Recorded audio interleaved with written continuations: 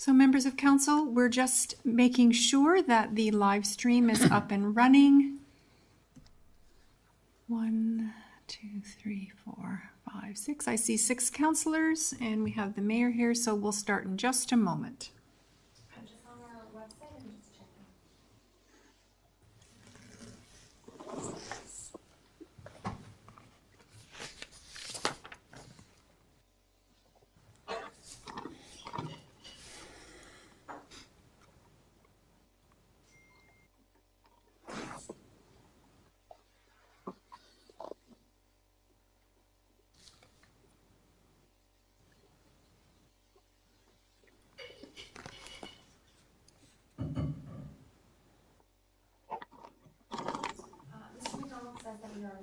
Okay, Mr. Mayor, you can open the meeting.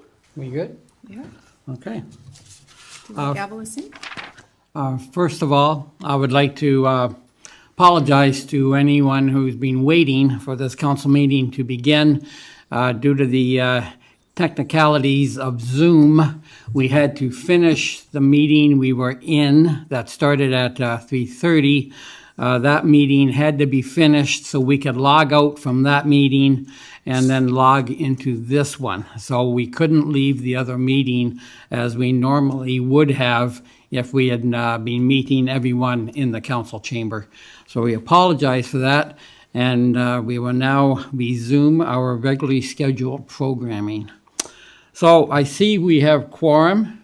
I call this meeting regular council meeting on Monday, September 21st to order.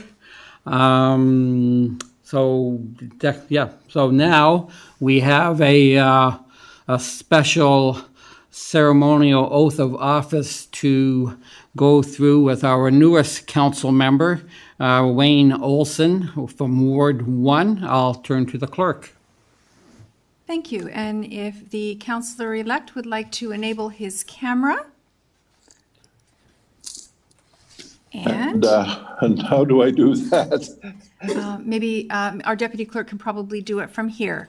While we're waiting for the new councillor, good evening, Mayor Junkin, members of council, Councillor-elect Olson, members of the Town of Pelham municipal staff, and members of the public. This evening it is my privilege to introduce you to the newly elected Ward 1 Council Representative, Wayne Olson, being the candidate having received the most number of votes in the Ward 1 by-election held on September 15th. Councillor-elect Olson will make his public declaration of his commitment to our Pelham community, representing his formal declaration of office. And Councillor-elect Olson, please make your declaration of office to the citizens of the Town of Pelham. I, Kenneth Wayne Olson, having been elected to the office of Councillor Ward 1 for the municipality of the Town of Pelham, do solemnly promise and declare that I will truly, faithfully, and impartially exercise this office to the best of my knowledge and ability. I have not received and will not receive any payment or reward or promise thereof for the exercise of this office in a biased, corrupt, or in any other improper manner. I will disclose any pecuniary interest, direct or indirect, in accordance with the Municipal Conflict of Interest Act.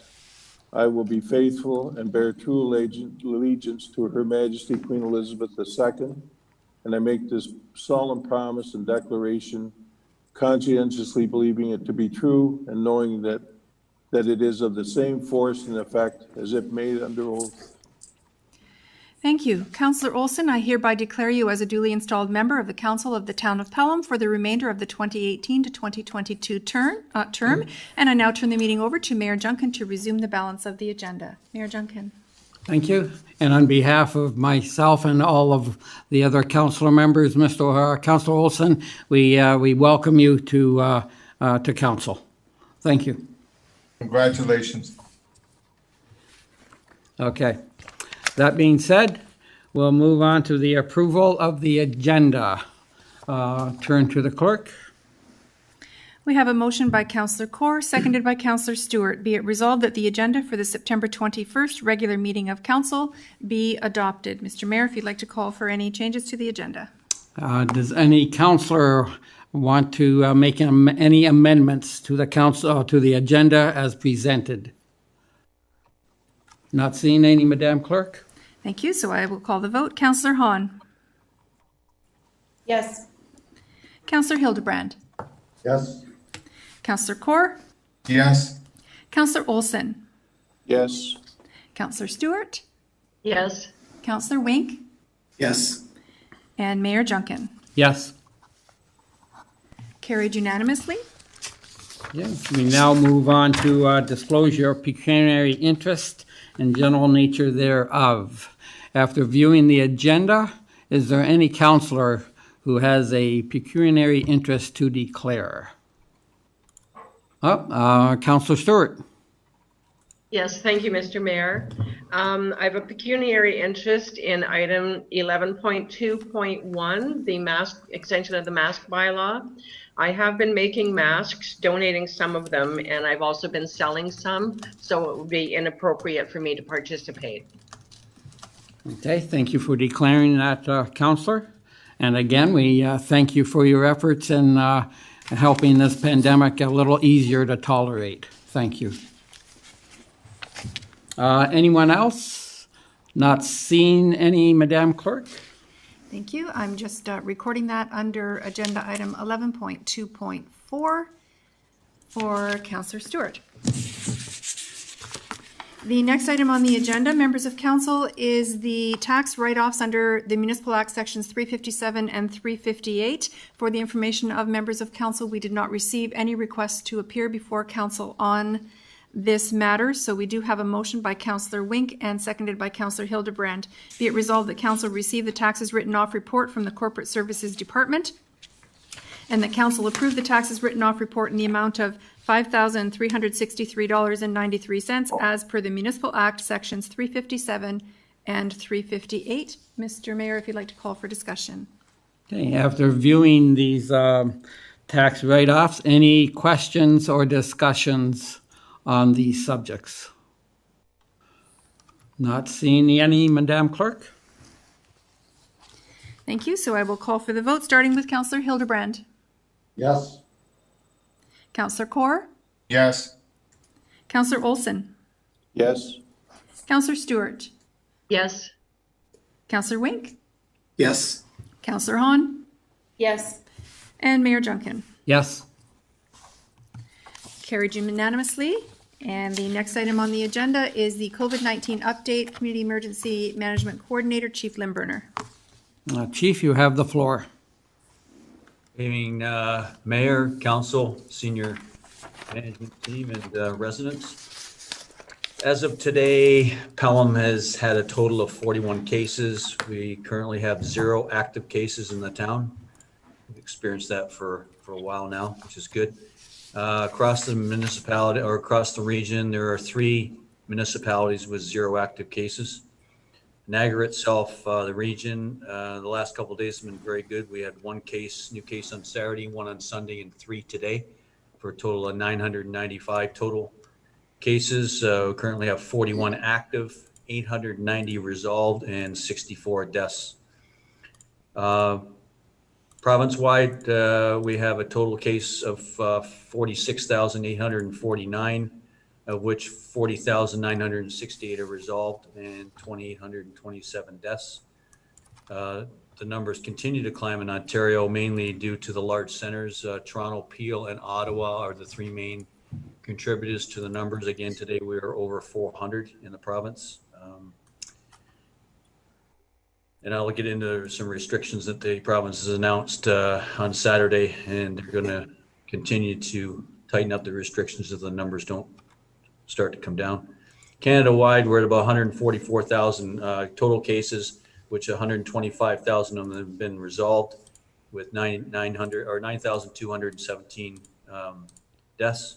Our case doubling time in the region is 183 days. Reproduction rate is at 1.2.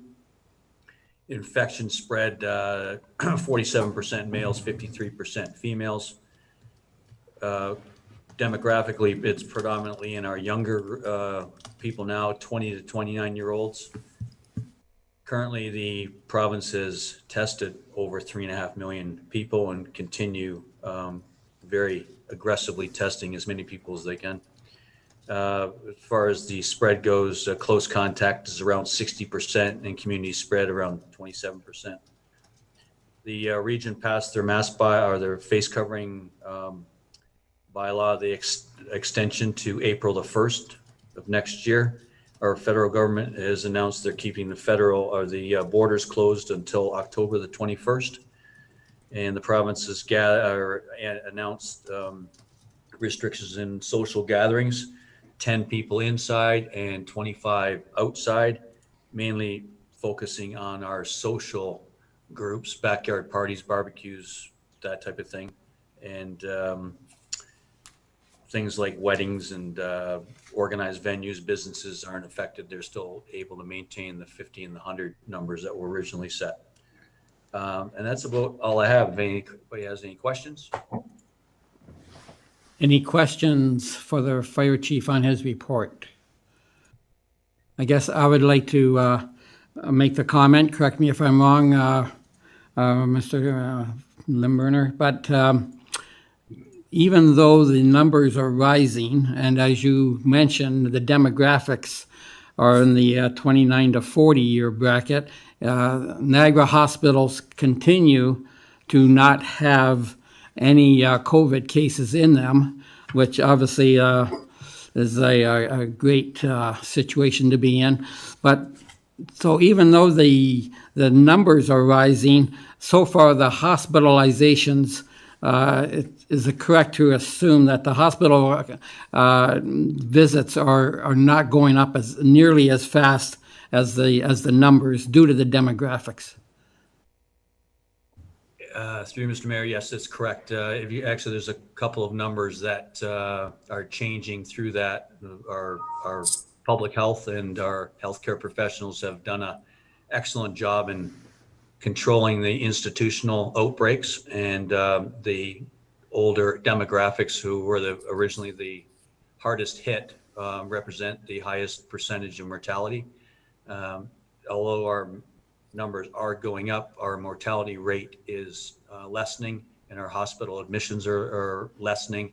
Our ICU aren't getting as many patients either. So the majority of the people are isolating at home, which I guess is a good thing with the mortality rate for our older demographics. But our real problem across the province, and they have it around the world, is our younger people are, they think they're resilient, and and they're still coming out in droves. So I don't know if anybody caught the Toronto talk today, but they're really going to start to hammer down on the enforcement part of it.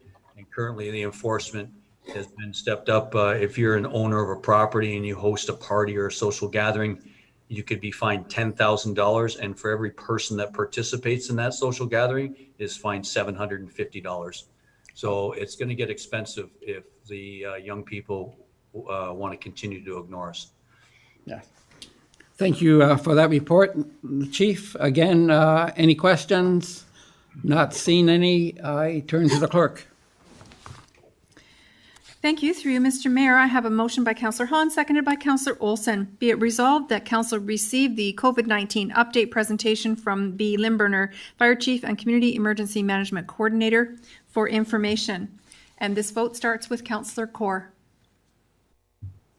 Yes. Councillor Olson, Yes. Councillor Stewart, Yes. and Councillor Wink, Yes. Councillor Hahn, Yes. Councillor Hildebrand, Yes. and Mayor Junkin. Yes. Carried unanimously. Mr. Mayor, the next item on the agenda is the Corporate Administration COVID-19 update by Mr. David Cribbs, Chief Administrative Officer. And Mr. Cribbs, you have the floor. Excellent. Good evening, Council. This week, the item I'd like to inform you about is public skating. You'll recall at our last meetings, we indicated a timeline to you of different items and events that we'd be able to start offering at the MCC. And at the moment, one of our challenges pertains to public skating. For those of you who don't know, we offer 2 public skates a week Friday night, 7:30 to 9:20, and Sunday afternoons, 1 to 2:20 p.m. Pelham charges $3.50 for youths or seniors, $4 for adults, and $12 for a family to attend and skate. One of our challenges, of course, is under the current COVID rules, we're able to allow 50 skaters on the ice at any point in time, plus any support staff necessary for that purpose. And we're just sort of realizing that demand is exceeding supply, and we need to find ways to address that. So you're likely to get an information report for your next meeting. Really, our options are to possibly cut that down into 1 hour segments rather than 2 hours to sort of and have people pre-book. A number of our neighbors are not offering public skating this coming winter, so Pelham will again be in a minority. Well, I can't say we're going to be in a minority position. I don't think we've canvassed every municipality, but certainly not all are offering this. And so we're going to have to figure out whether it needs to be limited to only residents of Pelham or some other combination of people, and how to proceed there. So something we're working through, possibly turning it into 3 sessions, right? 7:30 to 8:20 Friday, and then 8:30 to 9:20 Friday, and then 1 to 2 p.m. Sunday. So people could book in smaller increments, and that's where we're at. We're certainly open to hearing any thoughts on that. We're certainly not at a decision-making point, but we do want to move forward because it's a healthy, positive activity that people can really enjoy. And there aren't too many opportunities for people to use the ice outside of figure skating and hockey. And so this is a really nice chance for, intergenerational use of the facility. But we do believe demand exceeds supply, and therefore we need to come up with a mechanism to address that fairly and equitably. And that's our report for this week. Thank you. Thank you, Mr. CAO. I have one question, if I could. Maybe Vicky will have to. Do the participants of the public skate, I guess I'm thinking of the kids, do they have to have their skates? Are we allowing them the use of benches to put their skates on, or do they have to come with their skates and the skate guards? Yes, through you, Mr. Mayor. They are allowed to use the benches when they come in. Oh, okay, No great. issue. Yes. Thank you. Any other questions to the CAO on his report? Not seeing any, I'll turn to the clerk. Thank you. Through you, Mr. Mayor, on a motion by Councillor Kaur, seconded by Councillor Hahn, be it resolved that Council receive the COVID-19 update presentation from D. Cribbs, Chief Administrative Officer, for information. And starting with Councillor Olson. Yes. Councillor Stewart. Yes. Councillor Wink. Yes. Councillor Hahn. Yes. Councillor Hildebrand. Yes. Councillor Kaur. Yes. And Mayor Junkin. Yes.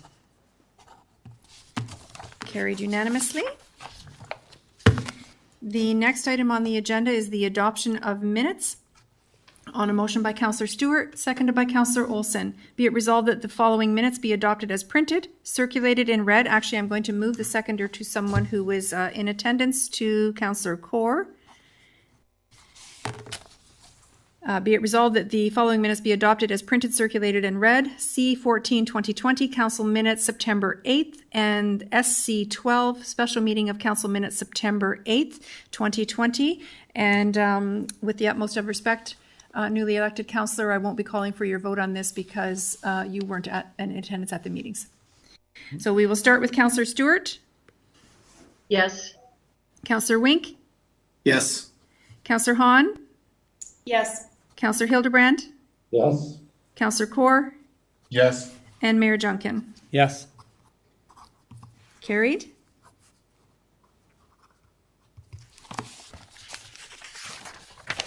I haven't any business arising from the minutes listed on the agenda. Mr. Mayor, if you'd like to call for any items to be lifted from the consent agenda. Okay, after Looking at the consent agenda, is there any items that a counselor would like to lift? Not seeing any, but I will lift myself 9.4.1, the Royal Canadian Legion, and that's it. Thank you. So then I will present the motion, and then the mayor will open it for discussion. On a motion by Councillor Wink, seconded by Councillor Kaur, be it resolved that the consent agenda items as listed on the September 21st council agenda be received and the recommendations contained therein be approved as applicable. And the action or the correspondence item 9.4.1 has been lifted for separate consideration. There is an information correspondence from D. France Cannabis Grow Operations and the Pelham Finance Audit Committee minutes of July the 9th. Is there any discussion on those two items, Mr. Mayor? I'll see. Any discussion as indicated by the clerk? And I see none. So I'll call for the vote, starting with Councillor Wink. Yes. Councillor Hahn. Yes. Councillor Hildebrand. Yes. Councillor Kaur. Yes. Councillor Olson. Yes. Councillor Stewart. Yes. And Mayor Junkin. Yes. So then the next, that motion is carried. The next item of it on the agenda would then be the correspondence item from the Royal Canadian Legion Branch 613 Poppy Campaign Request of 2020. There will be a motion by Councillor Wink, seconded by Councillor Kaur. Be it resolved that Council received the correspondence dated September 8th from the Royal Canadian Legion Branch 613 regarding the 2020 Poppy Campaign, and that Council support the canvassing of businesses and citizens in Pelham through the placement of poppy boxes subject to business owner approval during the campaign period of October 30th to November 11th, 2020, and that the Royal Canadian Legion Branch 613 shall prepare a COVID-19 safety plan to be approved by the Fire and Bylaw Services Department of the Town of Pelham prior to actively campaigning and the distribution of said poppy boxes. To you, Mr. Mayor, for discussion. Yes, so I just pulled this just to give a shout out to our Legion and the effort they do with this yearly campaign, as the clerk said, from October 30th to November the 11th.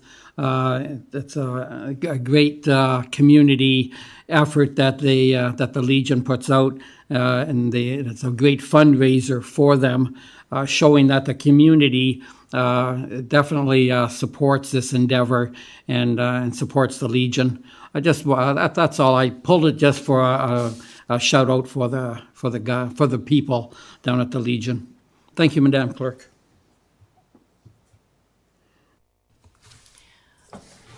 And if there are no further comments by members of council, I will call for the vote for the resolution as read. And I will start with Councillor Wink again. Yes. Councillor Hahn. Yes. Councillor Hildebrand. Yes. Councillor Kaur. Yes. Councillor Olson. Yes. Councillor Stewart. Yes. And Mayor Junkin. Yes. And that motion carries.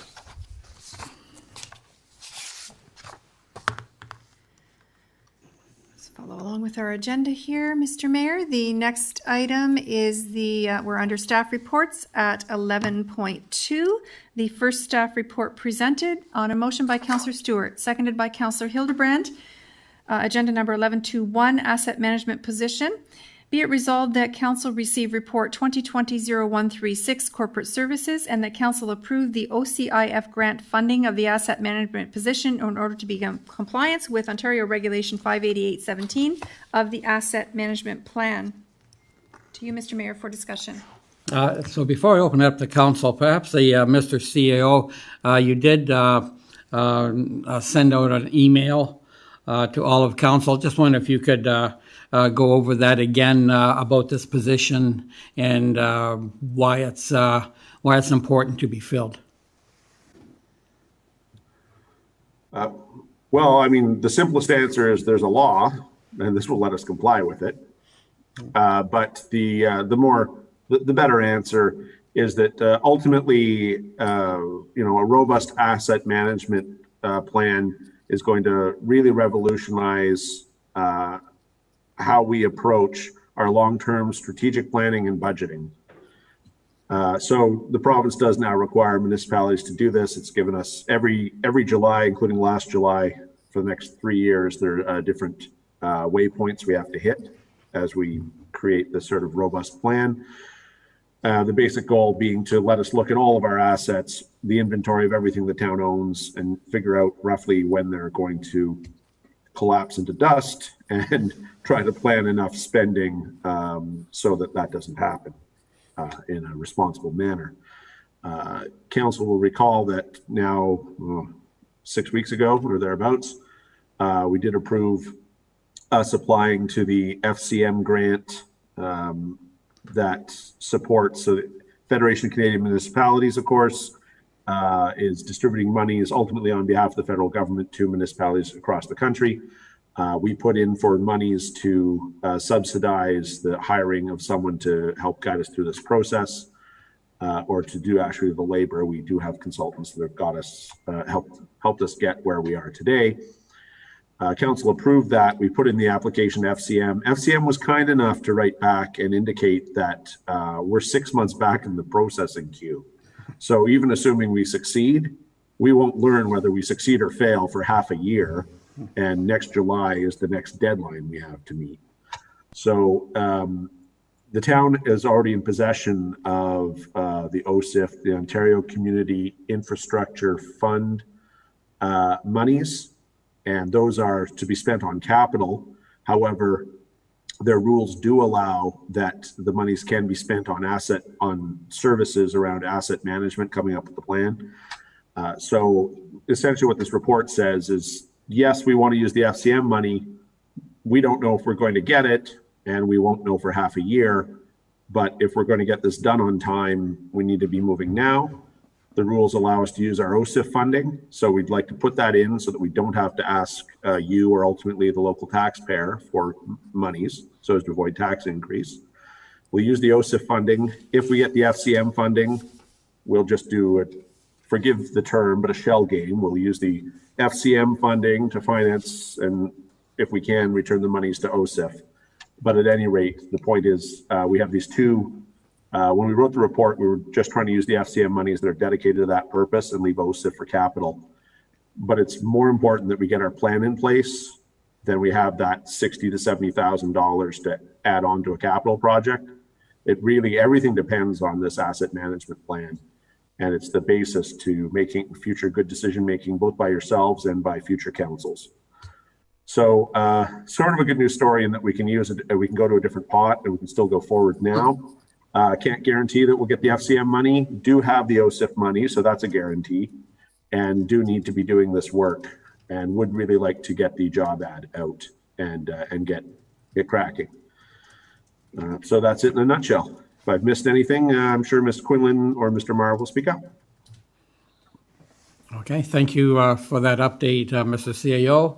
I see nothing, no attempt from either the Public Works Director or the Finance Director to speak. So I will now open it to members of council. Any questions or comments on this report? Not seen any, Madam Clerk. Thank you. So I will call for the vote, starting with Councillor Hahn. Yes. Councillor Hildebrand? Yes. Councillor Kaur? Yes. Councillor Olson? Yes. Councillor Stewart? Yes. Councillor Wink? Yes. And Mayor Junkin. Yes. The motion carries unanimously. Members of council, the next item on your agenda is 11.2.2, Assumption of Rittenhouse Estates. On a motion by Councillor Olson, seconded by Councillor Kaur, be it resolved that council receive Report 2020-0133 and recommend that council assume the municipal services in the Rittenhouse Estates subdivision and open the streets within the subdivisions as public highways by bylaw in accordance with the subdivision agreement. To you, Mr. Mayor, for questions and discussion. Any questions, discussions on this report? And Councillor Hildebrand. I just have one question for you, Mr. Mayor, to the Public Works Director. When we approve these subdivisions, What kind of warranty or guarantee do we have from the subdivision provider that everything is done in accordance to plan, like the sidewalks stay where they're supposed to be, the roads are to a certain standard? Or is that all approved prior to this approval? Through you, Mr. Mayor. So there is a warranty period that's built into the process. And so we do not assume a subdivision until that warranty period has expired and there's been an inspection completed by not only town staff, but the developer, as well as any engineering consultants that worked on the project. So that is done upon the expiry of a 1-year warranty period, once all the work is complete, before we assume. Thank you. Councillor Hahn?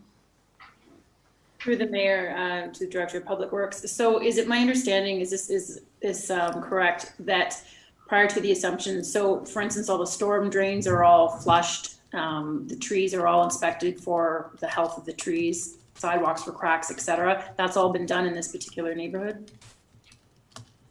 Through you, Mr. Mayor, that's correct. So we would we have our horticulturists go out, look at trees before we assume. Sidewalks are inspected. The storm sewers are actually assumed as part of the first phase. So there's 2 phases, and storm sewers would be the part of the primary services, and that would be assumed prior to the final assumption of the subdivision. Normally with the final assumption, then it would be the surface works that you're inspecting and looking at and making sure that is in accordance with the plans. Okay, thank you. Thank you, Councillor. Any other questions, comments? Not seeing any. I'll turn to the clerk. And this vote will start with Councillor Hildebrand, Yes? Councillor Kaur, Yes. Councillor Olson, Yes. Councillor Stewart, Yes. Councillor Wink, Yes. Councillor Hahn, Yes. and Mayor Junkin. Yes. Carried unanimously. Members of council, the next item of business is 11.2.3, July 2020 financial report. And there is a motion by Councillor Stewart, seconded by Councillor Hahn. Be it resolved that council receive report 2020-0094, corporate services, being the 2020 financial report, for information. To you, Mr. Mayor, for questions and discussion. Any questions or discussions on this report? And I see Councillor Hildebrand.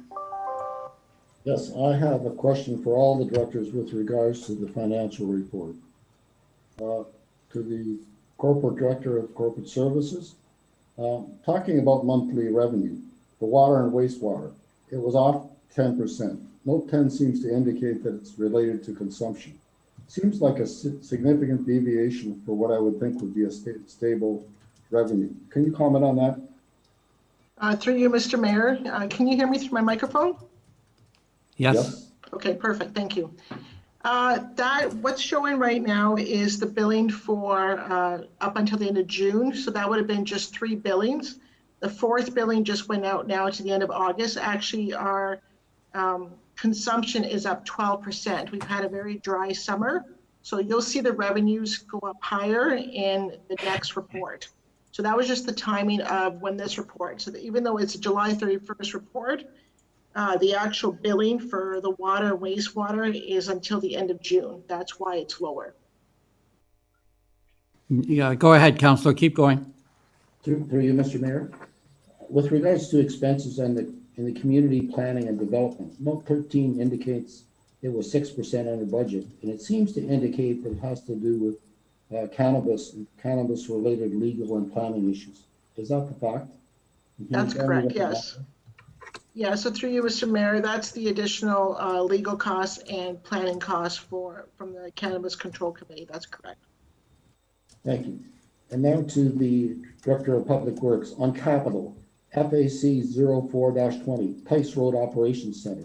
It says it's in progress, but I know many, many months ago we put a trailer over there. Can you explain why it's in progress and it isn't completed this time?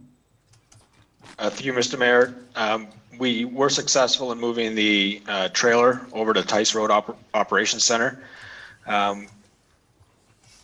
that particular project is for upgrading the electrical panel to feed that trailer with power. We've ran into a kind of a roadblock with respect to hydro service. So we need to bring a new hydro service in from the road with and so we're working with Ontario Hydro right now to get that completed, get a design in place and get a price from them. The funds in the project are sufficient for the supply installation of the new panel. However, the additional costs related to the hydro service will be more than what that budget can handle. So we're hoping to use savings from our operations budget for TICE, the road facility, to fund the project for the new hydro service into the building.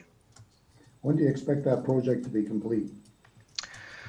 We're hoping to have it completed by now, obviously, but you know, we need to work with Hydro to get a quote and get that service into the building. I would expect that this is a project that will be ongoing throughout the fall. Hopefully we have it the service in and have power to that trailer before the end of the calendar year. Thank you. I have two other questions for the Director of Public Works. One is on fleet.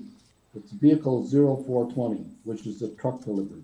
It looks now it's delayed to the first quarter of 2021. And we've already committed or spent $268,958 for 89% of the budget. Can you comment on that? Yes, through you, Mr. Mayor. That's correct. I don't know if it's related to COVID and production issues, but and we knew there was lead time with respect to putting in a request for a new piece of equipment. So it's our new plow that was approved by council, and we are in queue to get that new piece of equipment. But unfortunately, looks like the ETA on that is sometime in January of 2021. Thank you. Now going on to wastewater, WST 01-20, Sanatorius study. It says it's not started yet, and there's over $100,000 budget. What is the status of that project? So the sanitary study, the project that was placed in the 2020 capital budget, is to basically make, it's not so much a study, it's to make rehabilitations and improvements to the sanitary system so that we tighten it up and prevent the amount of inflow and infiltration. So this is a particularly important project because your sanitary systems, if they're not watertight, then you end up treating a lot of unwanted water. The region also has some skin in the game here, and they're concerned with the amount of sewage that they treat through their system. So it's in everybody's best interest to try to make that system watertight. This particular project will be used to install concrete rings around our manholes, because most of our inflow and infiltration issues are surrounding deteriorating and broken down manholes and catch basins, and particularly at the surface. So whenever we resurface or reconstruct a road now, we're looking at putting in these concrete rings around the manholes, which make them more stable structurally and creates a watertight system. Thank you. Moving on to the Director of Recreational Cultural Services. There's two parks, PK 0320 and PK 0520, River Estates and Wayland Park. Both of them are not started, and one's 300,000 and one's 60,000. Can you advise me of the status of both those parks? Yes, through you, Mr. Mayor. The Riverside Estates Park is going to be included in the ICIP Resilient COVID grant. There is a good chance that we could get funding through that grant to develop that park. So that is basically on hold for now until we hear back on the status. And Wayland Estates, we have met with the supplier of the playground equipment, and we hope that that park will be, well, we know the park will be completed prior to year end. Thank you. To the last director, only got 2 questions for her. For the planning director, drain 12-20, an update on the scheduled Big Creek study. Yes, thank you, Mr. Mayor. Through you, the request for proposals for update to the assessment schedule for the Big Creek drain that currently is out for proposals, request for proposal. It closes next Friday, the 25th of September. So once we finish our review and evaluation of the proposals, we will be awarding that project beginning part of October. So it closes, the request for proposals closes the end of next week. And one last one is the parking study. Can you tell me the status of that and when you think that might be completed? Yes, again, Mr. Mayor, through you, this is the parking study that council approved. We put together and prepared terms of reference for that. And we have the request for proposal out. It closed on Friday last week, the 18th of September. We received 10 submissions. And so internally, staff will be reviewing those 10 submissions and conducting an evaluation. And we hope to be in a position where we can award that project early next week. Thank you to all the directors for their comments. Okay. Thank you for the questions, Councillor Hildebrand. Any other questions? I know I've got a couple, but I'll leave it open to council. Not seeing any, then I've got a couple. One for the fire chief and the protection services chief, and the replacement of the extrication equipment. I see that we haven't, it's in progress. When we do replace those 2 pieces of equipment, I think we're replacing both of them. Is there any value in the equipment we have? Like, I can't imagine that we have exactly wore them out in our relatively small town. And care to comment on that, or are they indeed wore out? Through Mr. Mayor, that those were the 2, excuse me, the 2 Combi e-tools that we upgraded our system. We still have the old systems in place, and these are battery operated tools that we bought 2 this year, and we're hoping to get 1 more next year. So each station has 1. But as we move forward, the extrication equipment, the heavy hydraulics, which is power plants and hoses and so forth, as that becomes obsolete or broken down, then we won't replace it. We'll already have the stuff in its place. I see. And the batteries are as powerful as the hydraulics? And then some. And wow. The battery technology has come a long way. I don't know if you read the article, but the Voice did a story on the tools a couple weeks ago.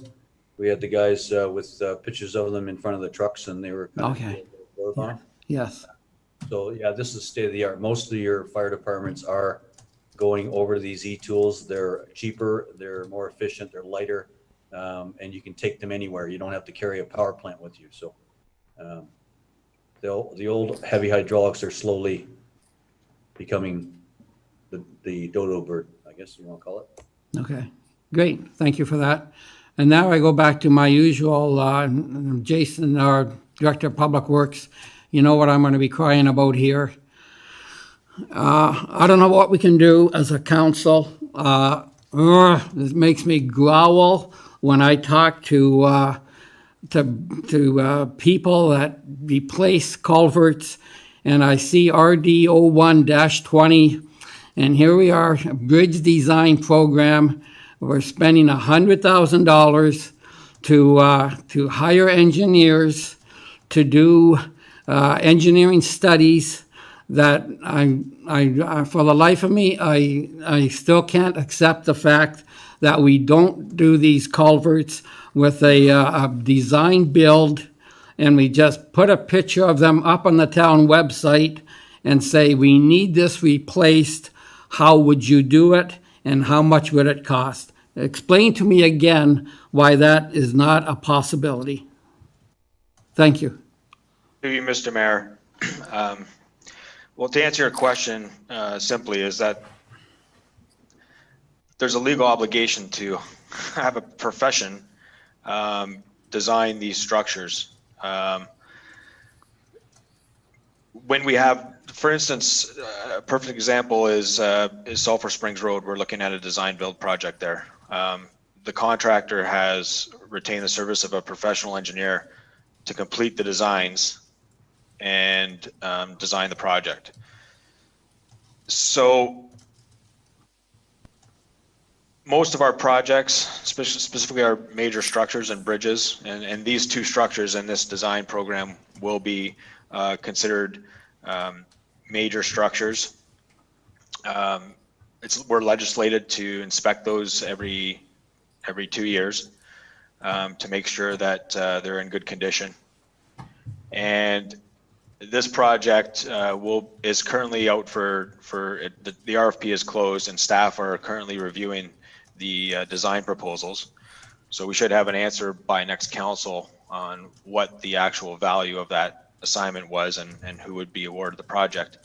But simply put, the structures are designed in accordance with the Ontario Bridge Design Code and in accordance with Ontario provincial standards and Ministry of Transportation specifications, as well as the region's specifications and the town. So that's why we use professional people to design that type of project where the safety and sensitivity of the public is paramount.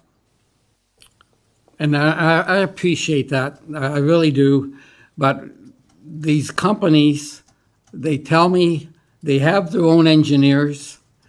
They can read government manuals, so they know what the specs are. And they pull their hair out and say, Marv, you guys, or the town is wasting money. Our engineers, we can do it cheaper than what these other ones are that you hire, and it would be a one-stop package deal. I don't know. I realize I always give you trouble here, Jason, and I apologize for that. But when I'm at the grassroots level, and these guys are telling me, well, the town must be doing pretty good to spend $100,000 when you could be putting this out in design build. I'm hoping that before I'm done mayor, myself and some of the other councillors, we will bring forth a motion that we have to go design build. And I'm not trying to belittle you. I respect you as an engineer. I just think that this is not the way to do it. And I can remember Mike Chofee, God bless his soul, he was telling, he also made the point that in their industry, that's what they did. If they ended up, whether the problem was $500,000 or $1 million problem, they put it up on a website and said, this is what we got, how would you fix it? Give us a proposal. I don't understand, and again, I'm just a farmer, but I just don't understand why we're spending all this money on an engineering firm when the people that are putting these culverts in, they have their engineering firms with them. Anyway, Jason, I know I give you a hard time all the time. If you want a quick rebuttal on what I've just said, that's fine. If not, that's fine too. Well, I will respond through you, Mr. Mayor. So, yes, design build projects are great, and usually when you do a design build project, it comes with a certain ingenuity to the project. Replacing a culvert is not really, there's not much innovative insight that goes into the replacement of a culvert or a small bridge. Sulphur Springs is a challenging project for sure. It represents some challenges. So that was a project the council decided they wanted to do a design build approach, which staff graciously carried forward. Just that contractor has hired a professional engineer who does bridge design, culvert design, road reconstruction design. And so they are a licensed professional engineer, and they are preparing the designs on behalf of the contractor. So sometimes in design build projects, there's efficiencies that are gained. But either way, the town is paying for engineering services, whether it's directly through the contractor or whether it's directly through the town in a traditional design bid build approach. Okay, and we'll agree to disagree on that, and I appreciate your professionalism on that. Thank you for that. Any other comments, questions? And I also know the CAO, I talked to him about design build right after he came from the other municipality, and he just wagged his finger at me and said, forget about design build, it won't work. And and I remember that also. So I don't know if you have anything to add to that, Mr. CAO, other than another wagging. Well, it was a friendly wagging, not like a lecturing wagging. Yes. No, my basic point then, and it remains my view today, is that design build, as Mr. Marr said, can work, but you need a certain size. You need an economy of scale. And most of our projects, and to wit, the average culvert just doesn't hit that. So you're sort of paying well, the models, like you pay a premium, and if they can find efficiencies, good on them. But it just doesn't work very well for small projects. Design build works really well for things that are complex and big bucks. And that's one of the things, like most of our projects aren't $1 million. Mm-hmm. They aren't half that. Actually, they aren't a quarter of that, although we do have a couple of big ones. But generally speaking, our projects aren't that large. So I just don't think we get that economy of scale very much. And there is benefit when you're our size and you don't want to raise taxes hugely.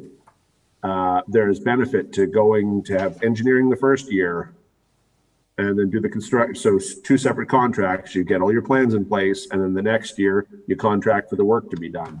So you can pay like 30% in year 1 and 70% in year 2, and you sort of spread that cost over 2 years. It's a lot less painful for the taxpayer, and that's one of the reasons why our default preference is the other way. Okay. Thank you. You didn't have to be so detailed. I'm just kidding. Okay. Anyway, I'm done on that. That's my little pea in a poke. Madam Clerk. Through you, Mr. Mayor, mic on. Through you, Mr. Mayor, the vote begins with Councillor Kaur, and this is to receive the July 2020 financial report for information. Councillor Kaur. Yes. Councillor Olson. Yes. Councillor Stewart. Yes. Councillor Wink. Yes. Councillor Hahn. Yes. Councillor Hildebrand. Yes. And Mayor Junkin. Yes. That carries unanimously. Members of Council, the next item on the agenda is 11.2.4, Mandatory Face Covering Bylaw Extension. Be it resolved that Council receive Report 2020-0134 and that Council hereby resolve to extend the Mandatory Face Covering Bylaw 4270 of 2020 until December 7th, 2020. And that's on a motion by Councillor Wink and Councillor Hildebrand. Okay. Any discussion on this bylaw? Not seeing any. I'll turn to the clerk. And of course, this vote will not include Councillor Stewart due to the previously disclosed pecuniary interest. So we will start this one with Councillor Olson, please. Yes. Councillor Wink? Yes. Councillor Hahn? Yes. Councillor Hildebrand? Yes. Councillor Kaur? Yes. And Mayor Junkin? No. Okay, and the motion carries.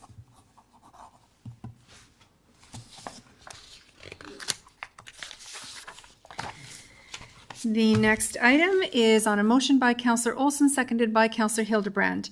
11.2.5, the proposed 2021 council meeting schedule. Be it resolved, the council receive report 2020-0135, proposed 2021 council meeting schedule, and that the 2021 council meeting schedule as provided in Appendix A to this report be approved, and that staff be directed to publish the schedule to the Town of Pelham's website calendar. To you, Mr. Mayor, for questions. Questions, comments on the proposed schedule? Oh, I thought there might have been a few, but not seeing any. I will return to the clerk. Okay, so this vote starts with Councillor Stewart. Yes. Thank you. Councillor Wink. Yes. Councillor Hahn. Yes. Councillor Hildebrand. Yes. Councillor Kaur. Yes. And Councillor Olson. Yes. Mayor Junkin. Yes. Carried unanimously. The next staff report, 11.2.6, on a motion by Councillor Hahn, seconded by Councillor Kaur, be it resolved that Council receive report 2020-131 as it pertains to 1307 Hayes Street, and that Council approve the bylaw amending the zoning of the subject property from residential 1R1 to a site-specific residential multiple 1299 RM1 299 zone. To you, Mr. Mayor, for questions by Council.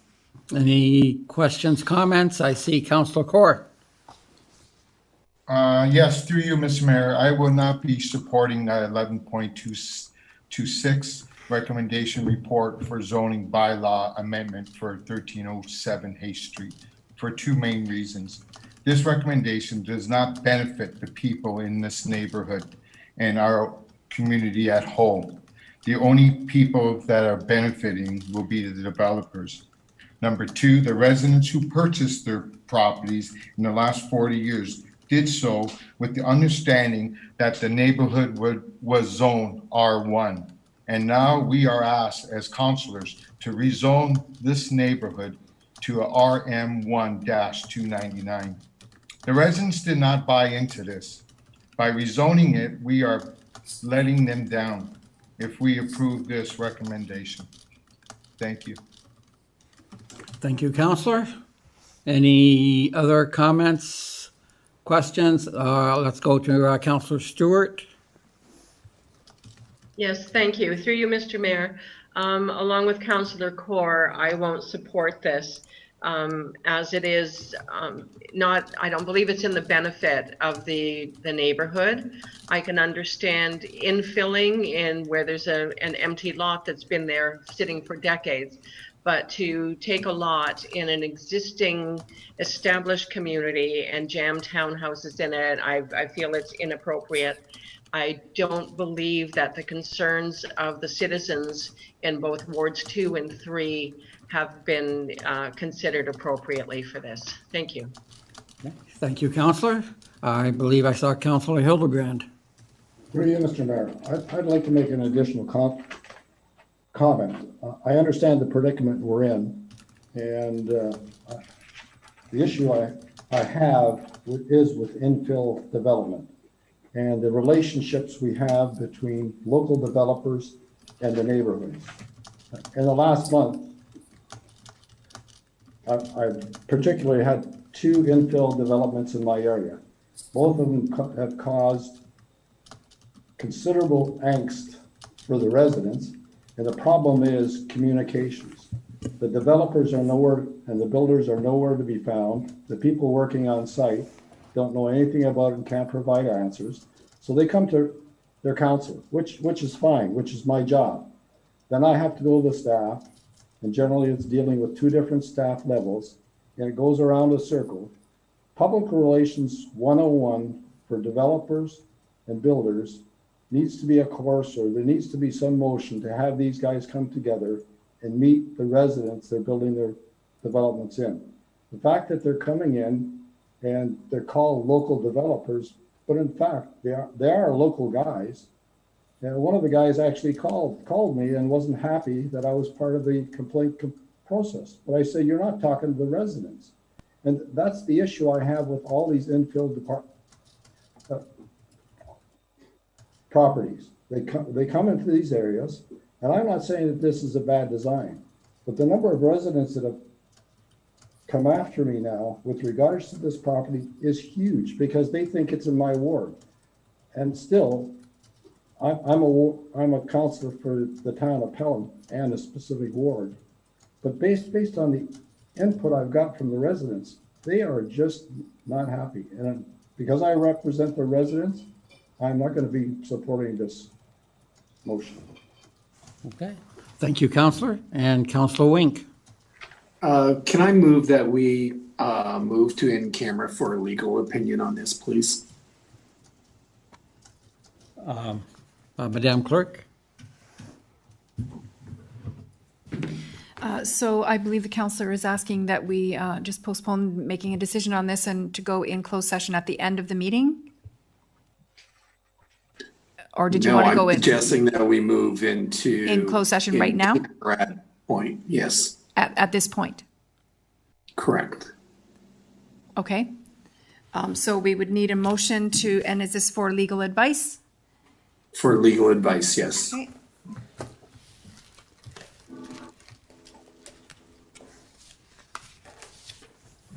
So do we have a seconder for that motion? Wait, is there a seconder for the motion put forward by Councillor Wink? No. Okay, I don't see a seconder, so No. the motion falls. With your defeated motion, Councillor Wink, would anything to comment on? You're muted. You're muted.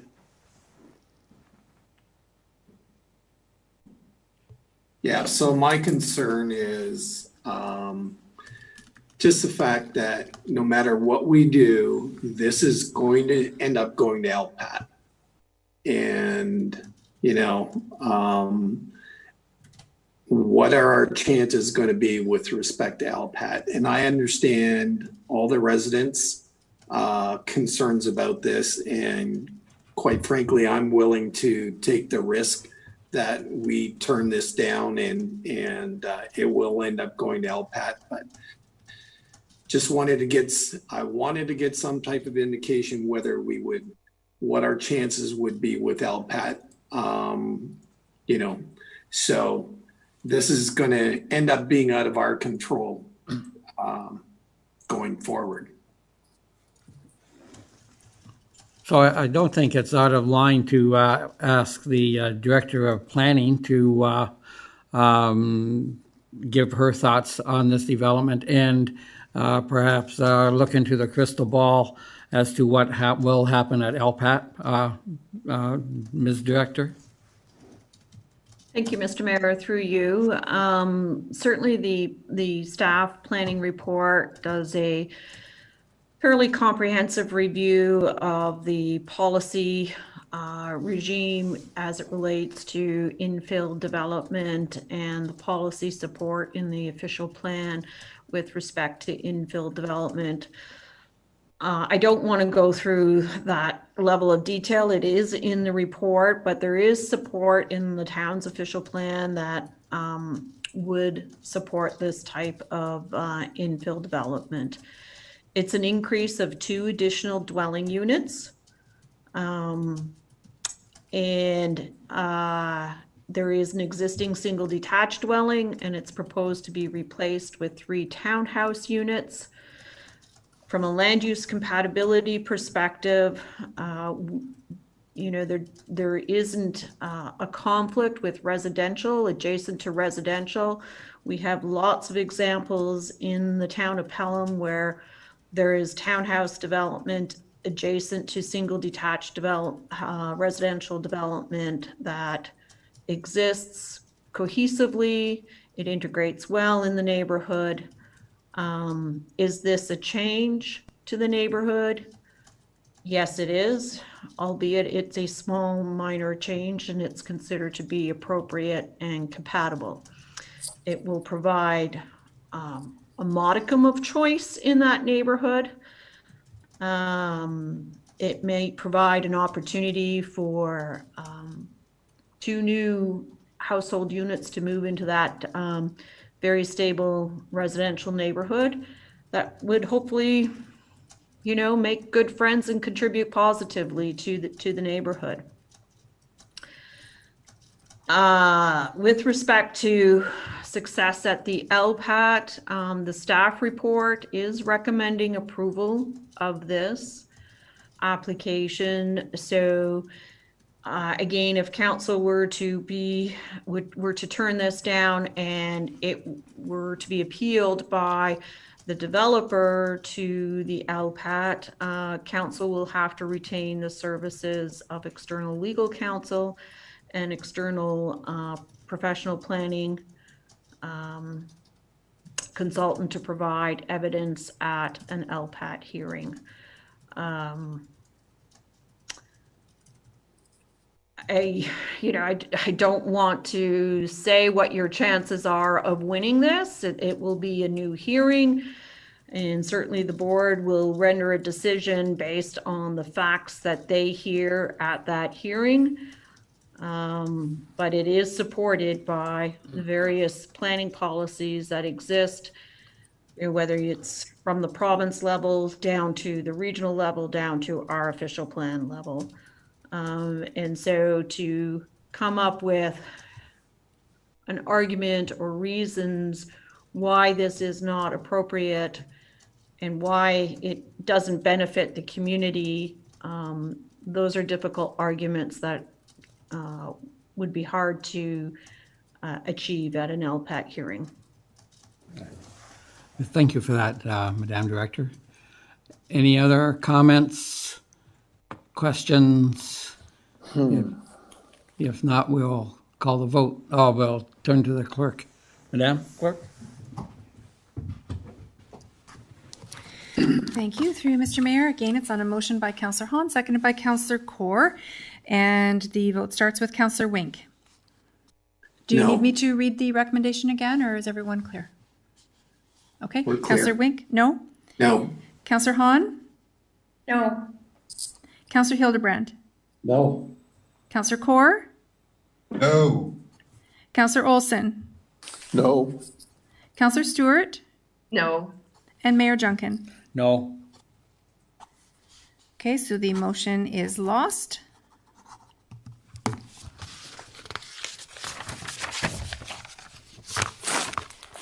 Members of Council, the next item on the agenda is item 14, presentation and consideration of bylaws. On a motion by Councillor Hildebrand, seconded by Councillor Wink. Be it resolved that Council of the Town of Pelham, having given due consideration to the following bylaws, do now read a first, second, and third time and do pass same, and that the Mayor and Clerk be and are hereby authorized to sign and seal the bylaws.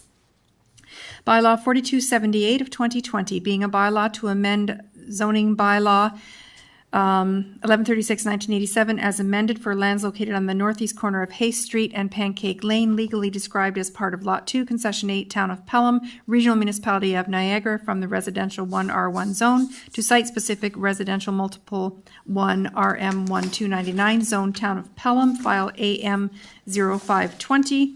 And bylaw 4279-2020 being a bylaw to assume the subdivision known as Rittenhouse Estates subdivision and to designate the streets shown on registered plan 59M399 as public highways and to name the street accordingly. I would respectfully suggest that council wants to divide the motion so as to vote on both of the bylaws separately, and I can take the vote separately if that's council's wish. Yes. So I'll take that as a request by Councillor Kaur to divide the motion. So on bylaw 4278,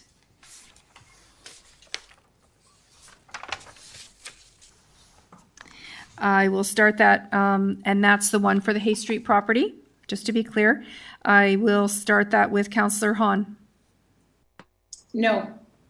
Councillor Hildebrand. No. Councillor Kaur.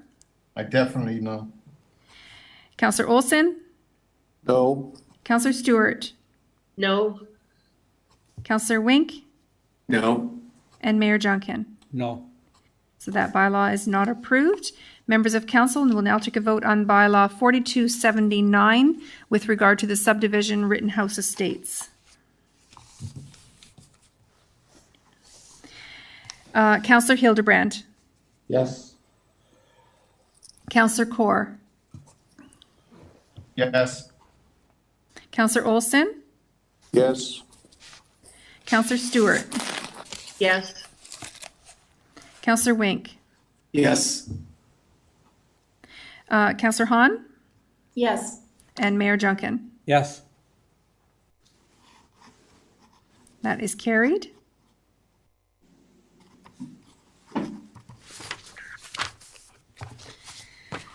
Members of council, the next item on the agenda, I just want to double check this, is the confirming bylaw.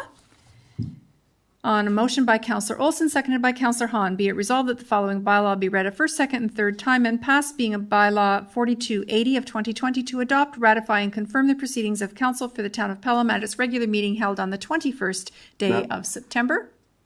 Madam Clerk? Oh, sorry, I see a hand up by Councillor Hahn. Yes, under section 15, notice of motion. Are we not, we're not going to have that section? Because I do have a notice of motion I'd like to put forward.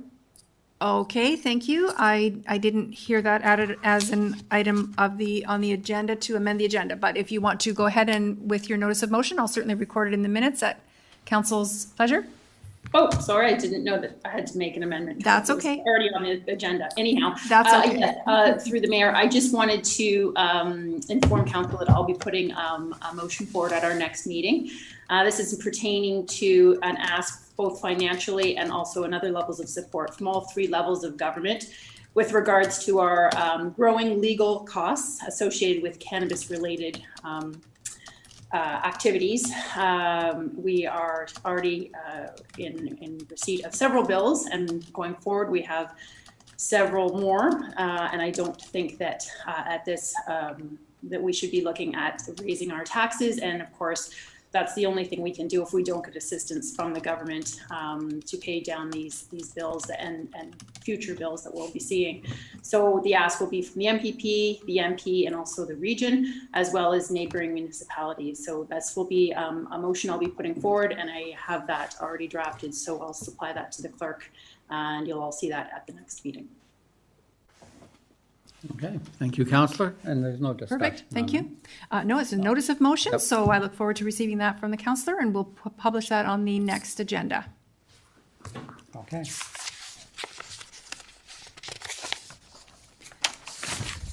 Okay, so back to the confirming bylaw. My apologies, Councillor Hahn.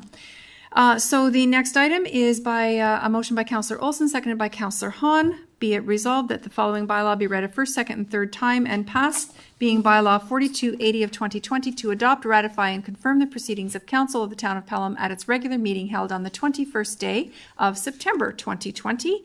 And we'll start the vote with Councillor Hildebrand. Yes. Councillor Kaur. Yes. Councillor Olson. Yes. Councillor Stewart. Yes. Councillor Wink. Yes. Councillor Hahn. Yes. And Mayor Junkin. Yes. Carried unanimously. Members of council, the final item of business is on a motion by Councillor Wink, seconded by Councillor Olson. Be it resolved that this regular meeting of council be adjourned until the next regular meeting scheduled for October the 5th at 5:30. Starting with Councillor Kaur. Yes. Councillor Olson. Yes. Councillor Stewart. Yes. Councillor Wink. Yes. Councillor Hahn. Yes. Councillor Hildebrand. Yes. And Mayor Junkin. Yes. That motion carries. So done. Meeting is adjourned. Councillor Olson, you carried yourself well tonight. Well, I thank everybody because I learned a lot just listening, so. Again, welcome to council, sir. Thank you very much. Thank you, everybody. Welcome. Glad to have you on board. Oh, thank you very much. I'm sure I'm going to enjoy it. I'm sure you will.